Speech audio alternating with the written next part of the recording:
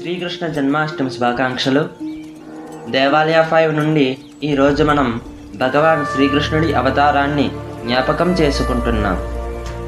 వేలాది సంవత్సరాల క్రితం భూమిపైన అధర్మం పెరిగి దుష్టులు ప్రజలను బాధ పెడుతున్నప్పుడు ధర్మాన్ని స్థాపించడానికి, పాపాన్ని నాశనం చెయ్యడానికి, భక్తులను రక్షించడానికి శ్రీ మహావిష్ణువు స్వయంగా కృష్ణుడిగా అవతరించారు.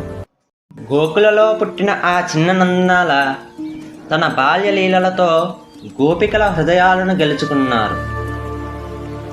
తరువాత కురుక్షేత్రంలో గీతాజ్ఞానం ఇచ్చి ప్రపంచానికి నిజమైన ధర్మ మార్గాన్ని చూపించారు.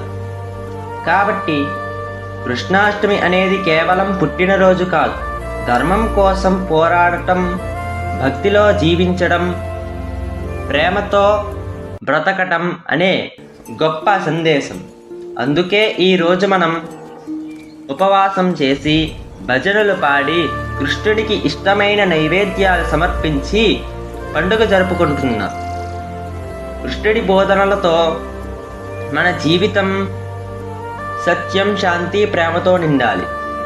మరిన్ని భక్తి విశేషాల కోసం దేవాలయ 5 ఛానల్ను సబ్స్క్రైబ్ చేయండి. జై శ్రీకృష్ణ.